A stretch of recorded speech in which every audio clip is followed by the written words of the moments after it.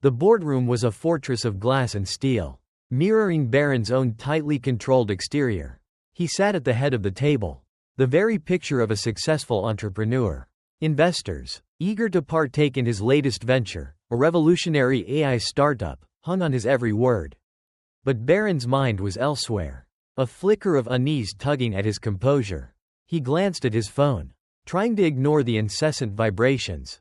It was a critical moment, the culmination of years of hard work. Yet, the persistent buzz felt like a warning. Finally, he succumbed. The message flashed across the screen. She's in danger. You can't abandon her. The words, stark and anonymous, hit him with unexpected force. He hadn't thought of her in years. Not consciously. Mrs. Henderson. The name echoed in the corridors of his memory. A mix of gratitude and unresolved guilt. She had been his mentor, his guide, the only person who had ever truly believed in him. He owed her everything, and he knew it. The room swam back into focus, the murmur of investment possibilities fading. He was torn. The deal was on the brink of sealing, potentially setting him up for life. But the message, it was a call to duty, a debt to repay. The decision slammed into him with the force of a tidal wave. He had to go. Gentlemen, he announced, his voice firm despite the turmoil within. I must excuse myself. An urgent matter has arisen. He didn't elaborate, didn't need to. His reputation for decisiveness and unwavering focus was enough to quell any immediate questioning. He stood, pushing his chair back with a screech that momentarily shattered the polished veneer of the room. He moved swiftly, heading for the elevator. Outside, the city throbbed with life, oblivious to the drama unfolding within him. He hailed a cab and gave the driver an address in the grittier part of town, an area he hadn't visited in years. As the cab sped through the streets, Barron's mind raced. What had happened to Mrs. Henderson? Why was she in danger? The questions tumbled over each other, fueled by a growing sense of dread. The cab lurched to a halt in a narrow, dimly lit alleyway. It was a world away from the pristine boardroom. A group of figures huddled in the shadows, their voices low and menacing. As Barron approached, he saw her. Mrs. Henderson, frail and vulnerable, was being cornered by a group of thugs. Her eyes, once bright with wisdom, were now clouded with fear. He had arrived just in time. Without a second thought, Barron plunged into the fray, adrenaline surging through him. Barron moved with a speed and ferocity that surprised even himself. Years of corporate battles had honed his instincts, and he knew how to use his size to his advantage. The thugs, caught off guard by his sudden intervention, scattered like rats. He stood protectively in front of Mrs. Henderson, his body shielding her from further harm.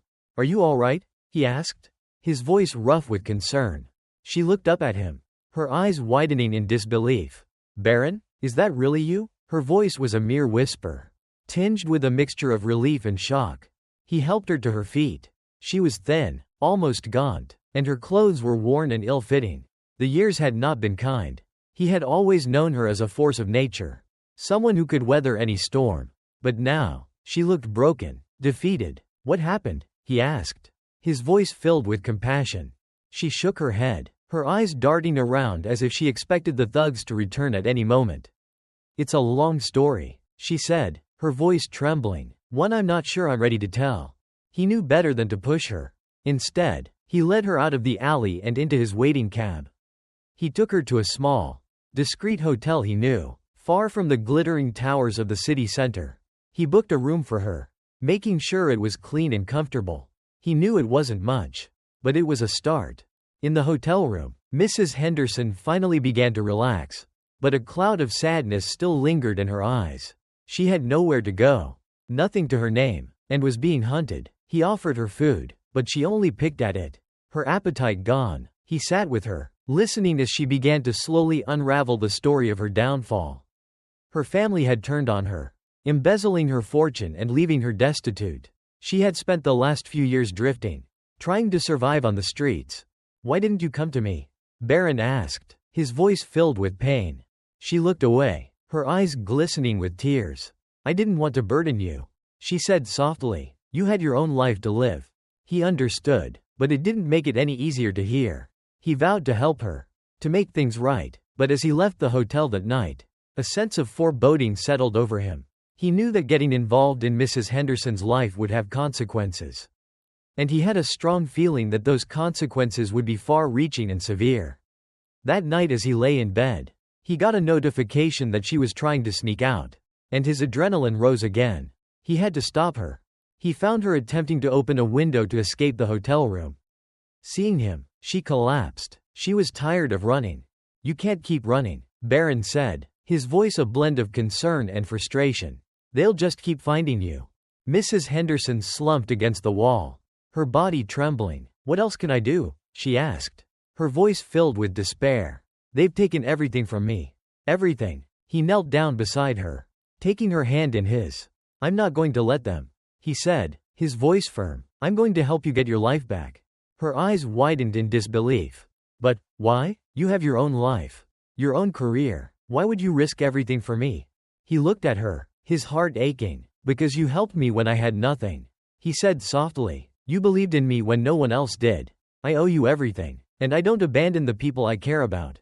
He spent the next few days trying to help her, getting her new clothes and a new phone.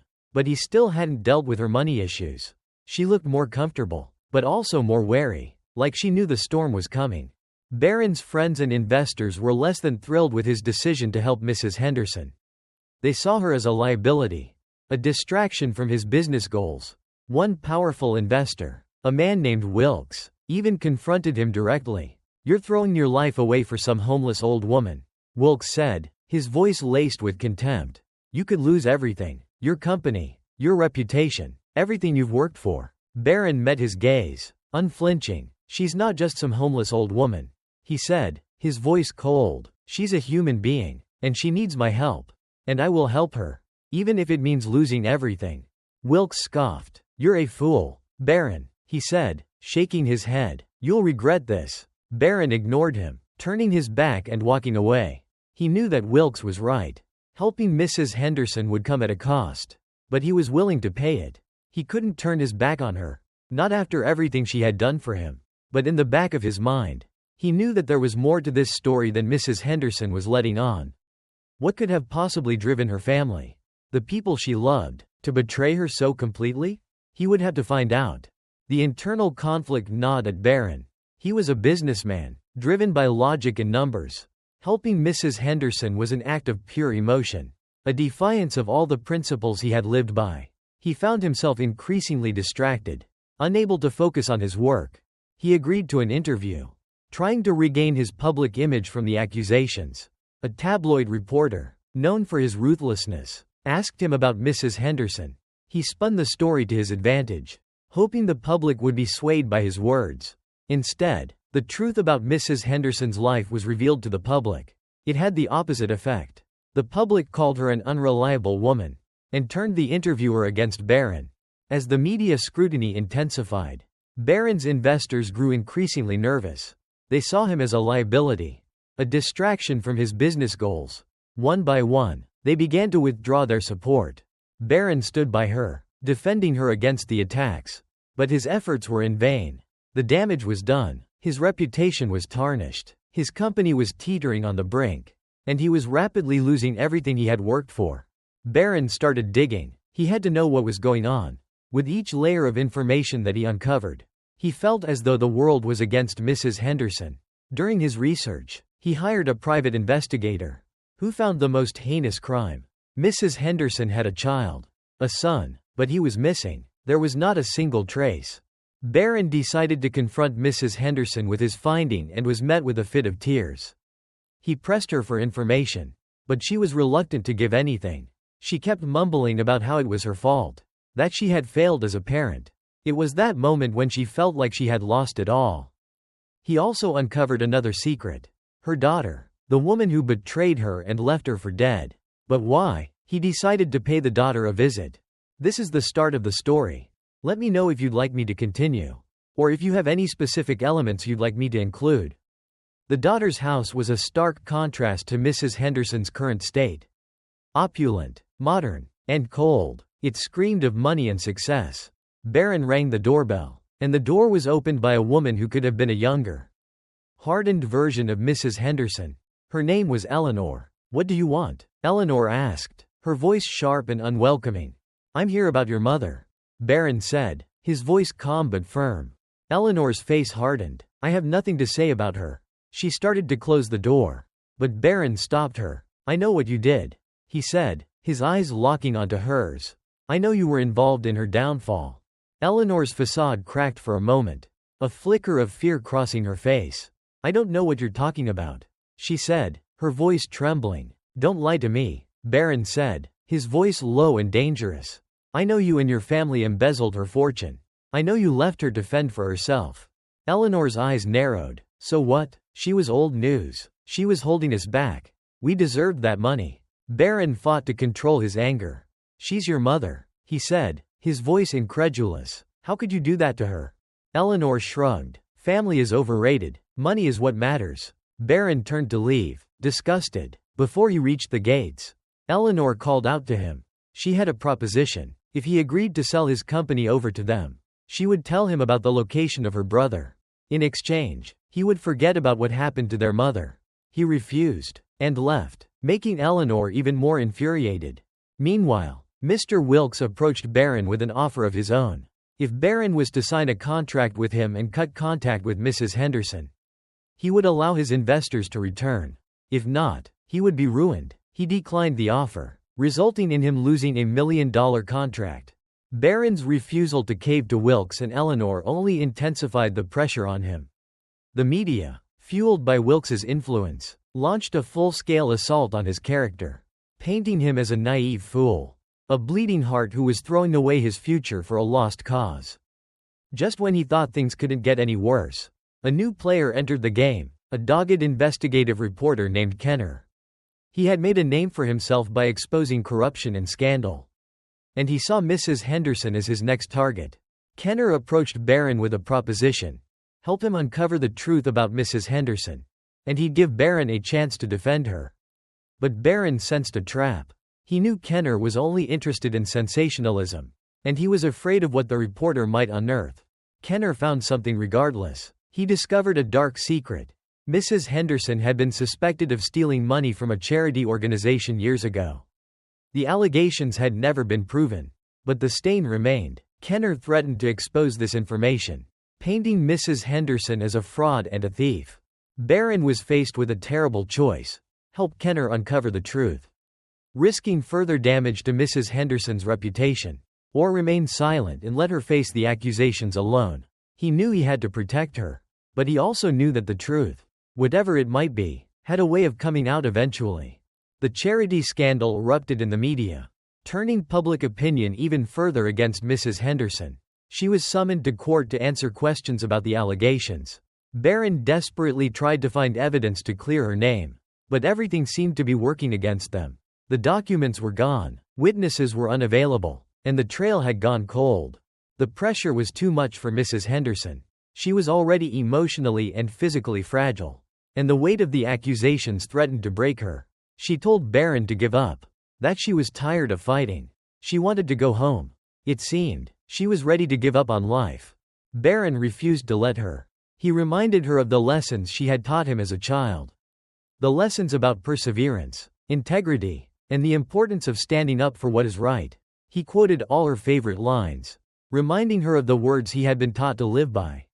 He told her that he believed in her, and he begged her to believe in herself. You taught me never to give up, he said, his voice filled with emotion. And I'm not giving up on you. His words seemed to reach her, and she agreed to keep fighting. But Barron knew that time was running out. He had to find something, anything, to clear her name before it was too late. As Barron continued his investigation, he stumbled upon a shocking revelation. Eleanor, Mrs. Henderson's daughter, was the one who had orchestrated the entire campaign against her.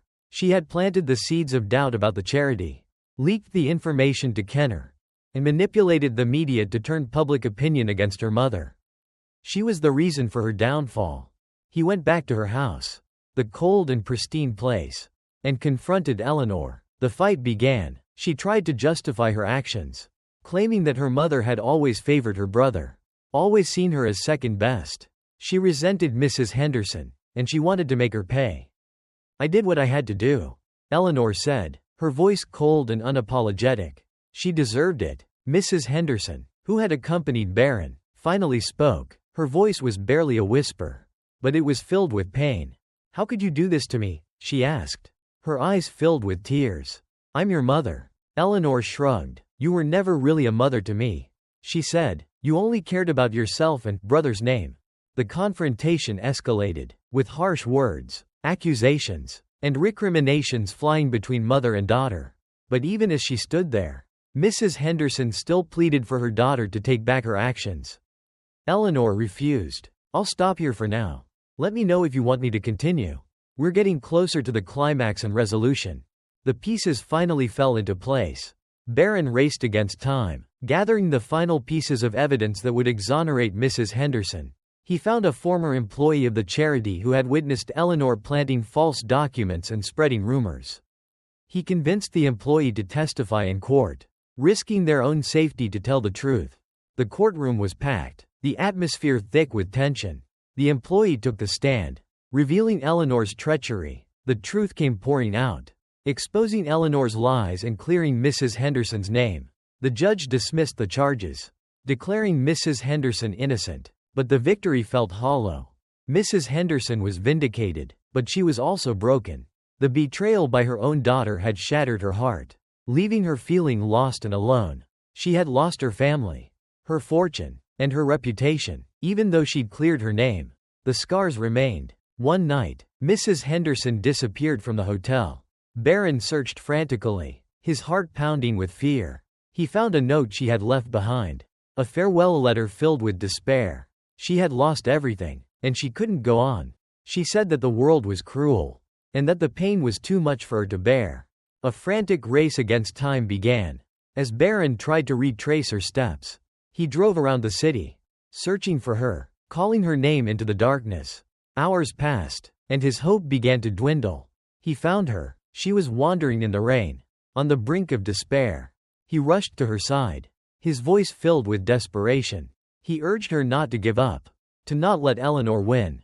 He reminded her of all the people who loved her, of the impact she had had on his life. He shared stories of his success. He told her that she was the reason for who he was.